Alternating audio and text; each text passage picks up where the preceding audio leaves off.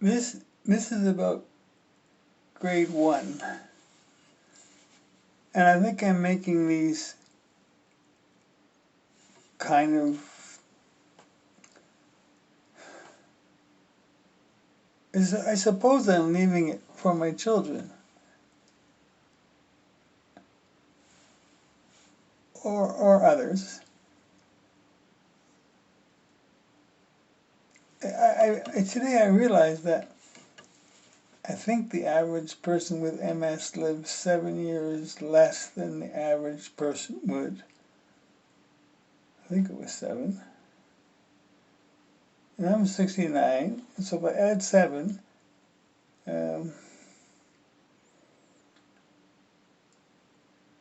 that's 76.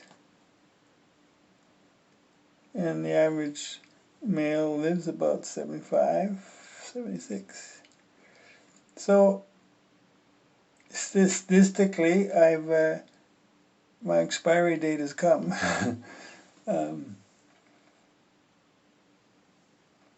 Yeah. So I guess I'm in bonus days now. And I thought I should leave a record of some things. That, well, grade 1 was a good place to start. I went to grade 1. The house I lived in was in a quiet area of a suburb of Montreal. Not that far from Montreal. There was the airport, which is really close to Montreal, and then there was one town, and then the city of Beaconsfield, Quebec, which was at that time probably about 11,000 people. It grew to about 18 before I left when I was 19, but fairly small place. And I lived within a place called Beaurepaire, which was sort of a subculture of Beaconsfield itself. And it was a village. It was a nice little village, and I don't know how many people it had. 700, 250. I don't know. It was not a big group, and everyone knew each other, and it was really, it was Mayberry. it was healthy. It was a good place to grow up, and that's where I was. And behind me was a farmer's field, big farmer's field, probably 2. And to go to school, you can go down the road for half a mile or something, and then along a busier road for half a mile, and you were there. We walked to school. Or you could cut across this field and go directly there, which is the way I preferred to go at that time. And the grass in the field, I don't know, it was wheat or hay or rye or I don't know what it was, but it was taller than me. It wasn't like super tall stuff. It was regular tall, but I was just 6. So you you can't see anything. All I could see was the fields on both sides with stalks of whatever was growing. Couldn't see anywhere else. Just straight ahead and straight behind. And that's how I went to school. Later they all became subdivisions, and got filled up full of people, and a lot of them became friends. That happened, I don't know, when I was 7 or 9 and 10 and stuff like that. And ironically, one of the main streets, if you went through them by foot, was Greenwood. that was, well, it just is what it is, but that was kind of neat. So I walked to school, and grade 1, Mrs. Brunette, first classroom in, you go inside, hallway, bang, first classroom. 1B.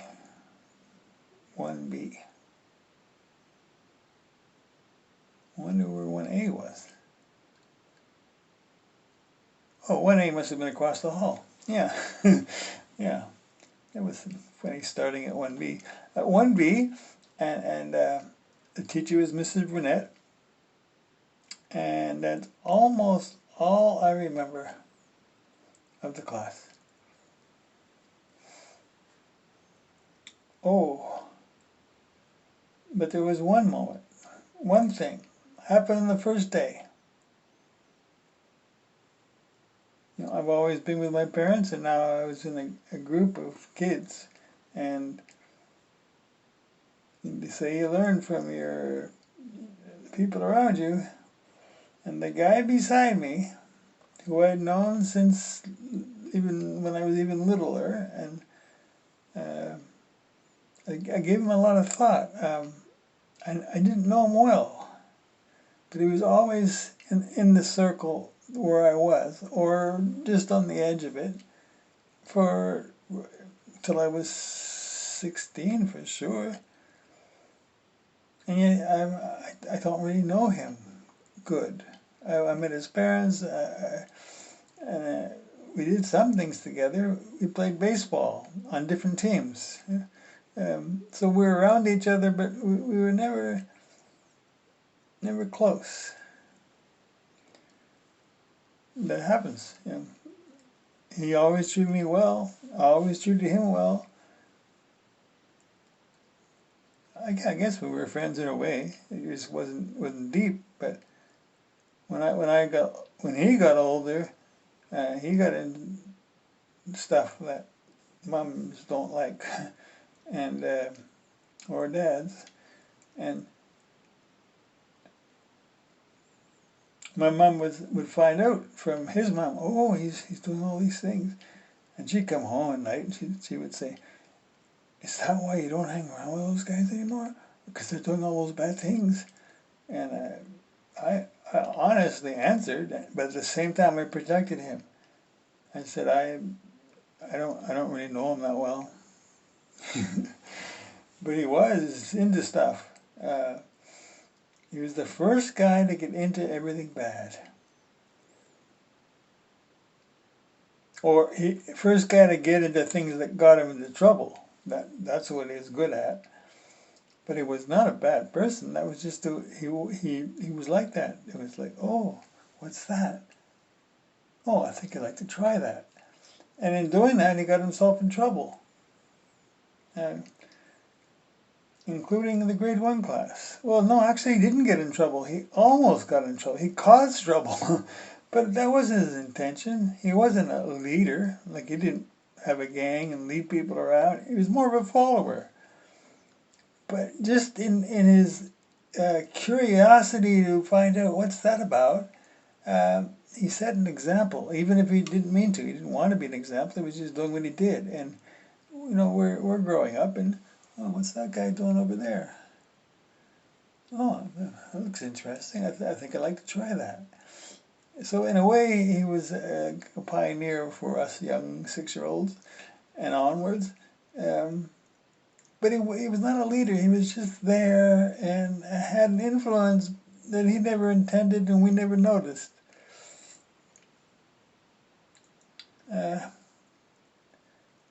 I'm dwelling a lot on him because I got nowhere else to go. But it's worth it because I'll tell you, the very first day, probably in the very first morning, I sat in the last seat on the last row, and he was pretty well next to me, or close by. And he started pulling moons in the classroom. He'd pull his pants down enough that you could see his bum, and then he'd pull them up real quick. And, oh, that was funny, ha ha ha. Actually, it was kind of stupid, but I always had trouble in crowds. Always, always, always. More than 4 people, that's a crowd. 3's okay. 4, more than 4, that's a crowd. And I didn't maintain myself. I didn't know what to do. I kind of just went along and did stuff, and I don't even know why I did it, and it was stupid, and I didn't like crowds. I still don't like crowds. I like visiting small groups of one or two or three, but not more. Anyway, he was pulling moons, and soon other people were pulling moons, and our little corner was just having a big laugh. And the teacher didn't seem to notice. It was a noisy class, and a bunch of 6-year-olds first day, and he was busy up near the front, and she had no idea what was going on. It was noisy, and this guy's pulling moons beside me. That was his beginning. I'll stay with him a second or a few more minutes, and then tell you the only other thing I remember of school. Oh, I didn't bring it with me.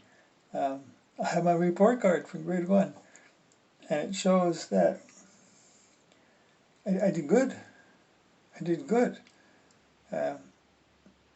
There's a graph, and it shows you where you are in the class, and I was higher than average. And it was good. It was a good report card. All of them. And it went downhill from there.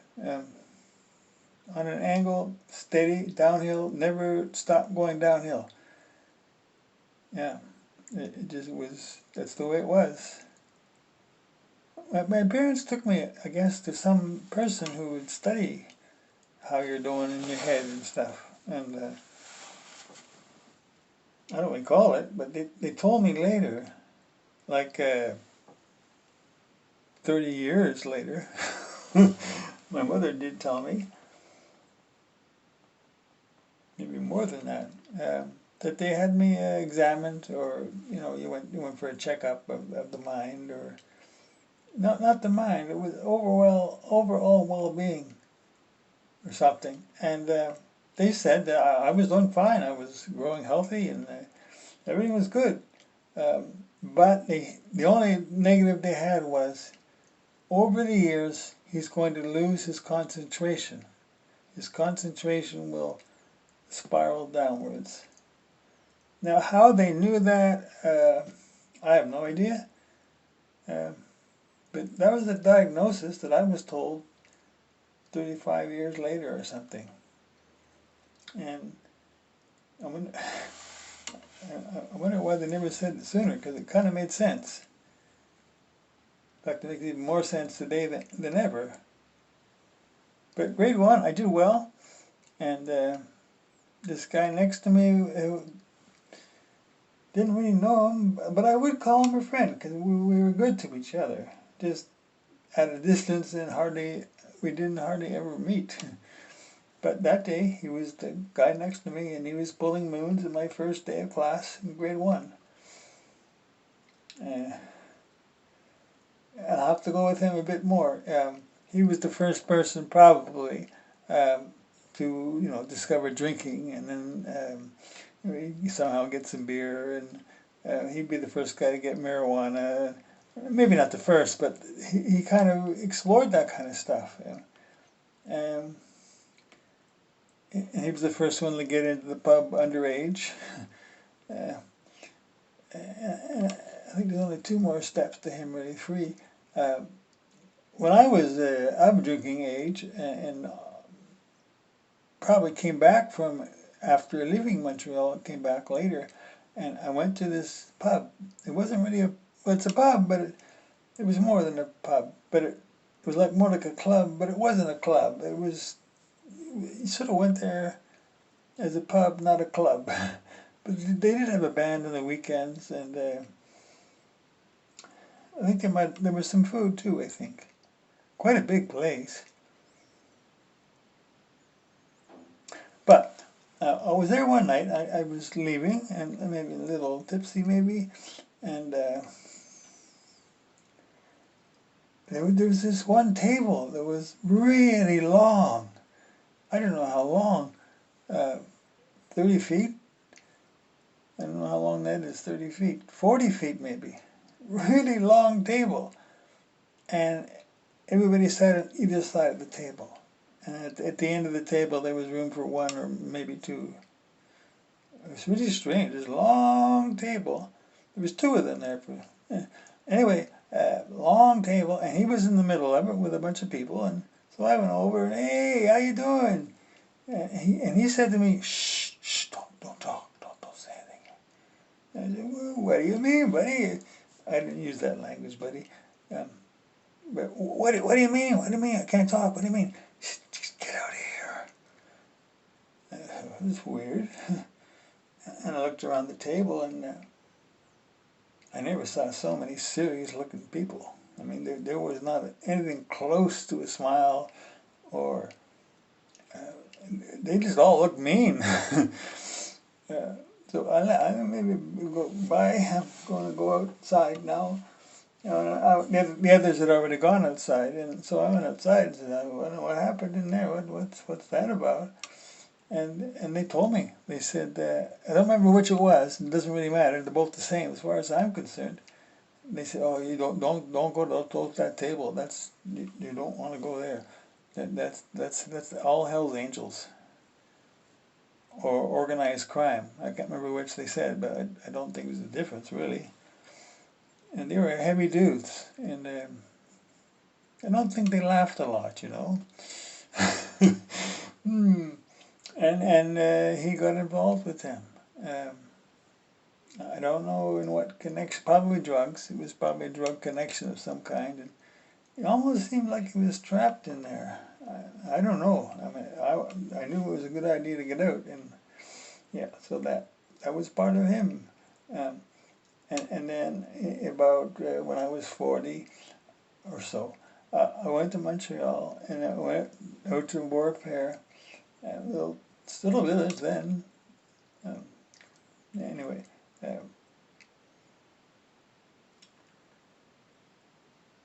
I went to the house where this guy lived. I knew where he lived. He moved there with his maybe a wife and a kid. I don't know. Can't remember. And I went on his long front porch, a side porch, went to the house, old house, and I knocked on his door and nobody answered. I left a note.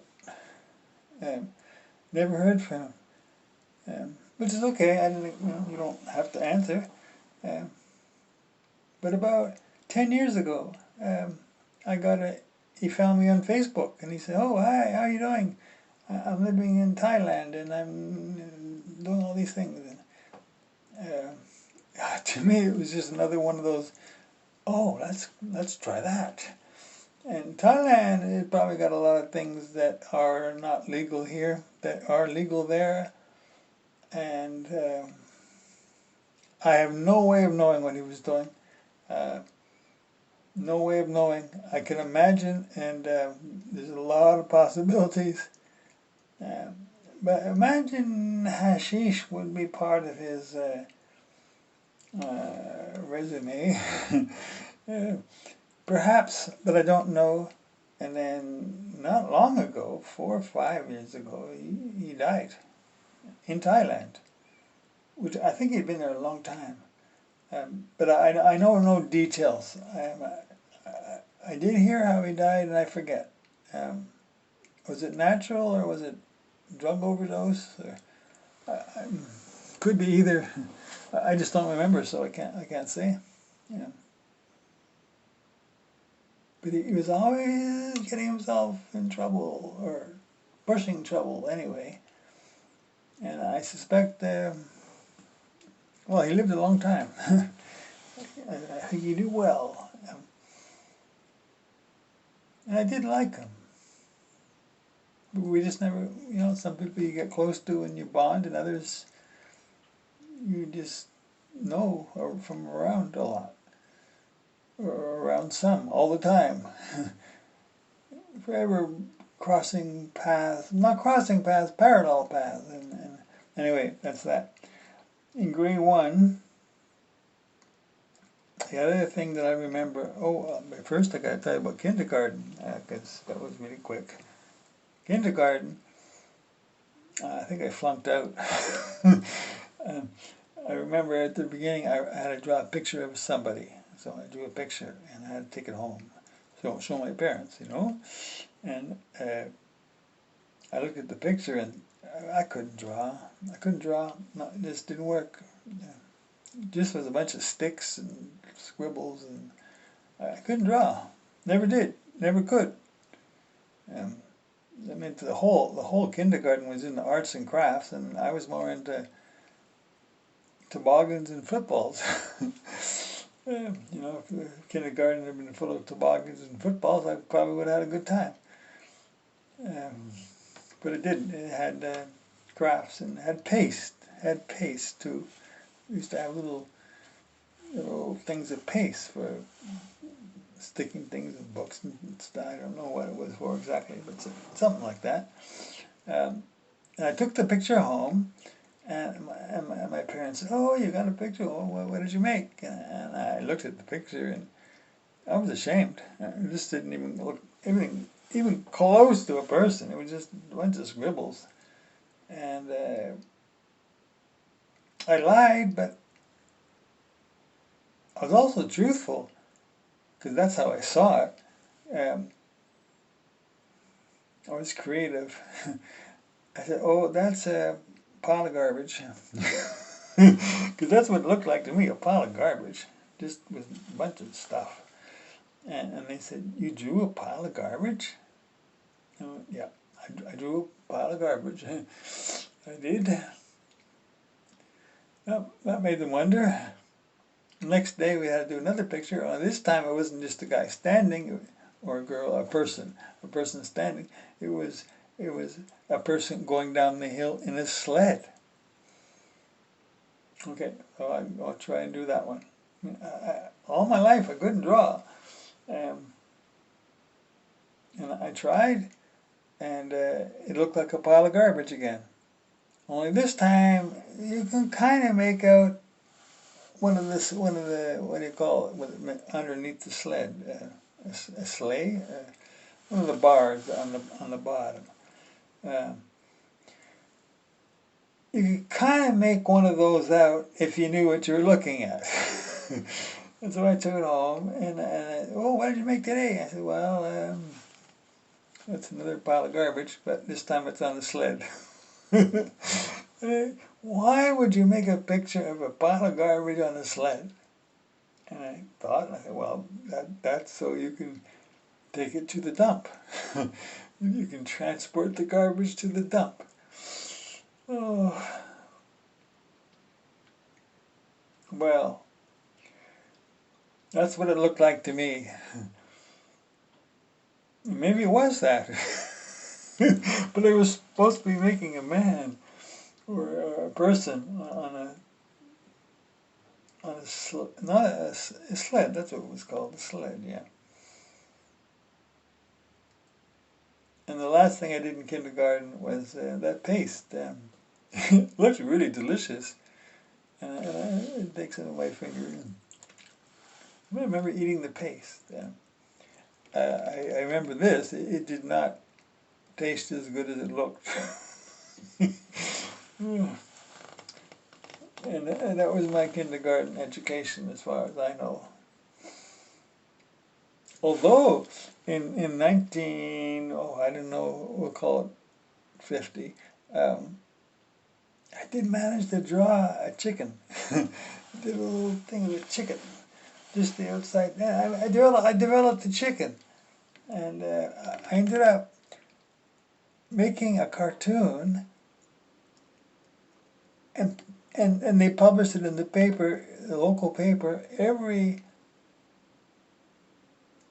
week for 2 years and a bit. My cartoons. I couldn't draw. I mean, I think the pictures were so bad that they were almost good.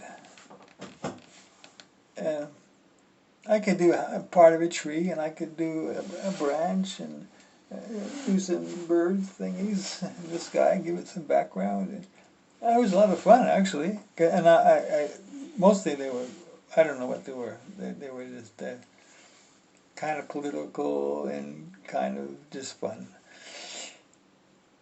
So maybe that kindergarten training really did me some good.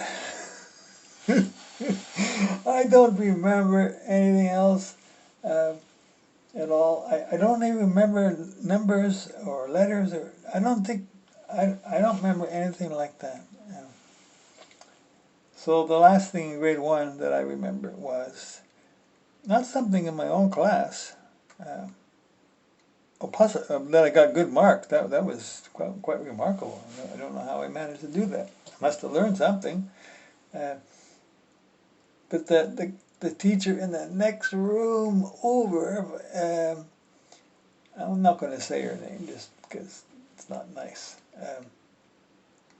That was the girls' class. They had a teacher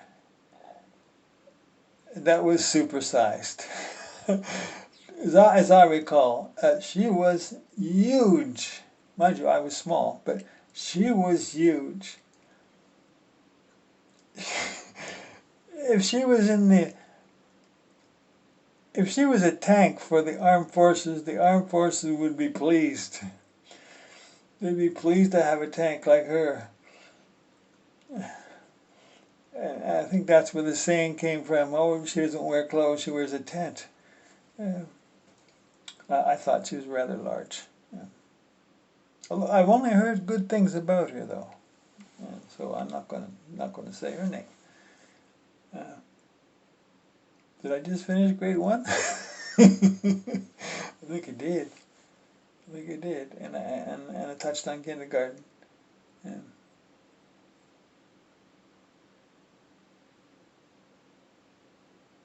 Nothing remarkable happened. Nothing life-changing. The guy next to me pulling moons in the first day that's what I remember most. And the size of the teacher next door. That's what I got out of grade 1. And good marks.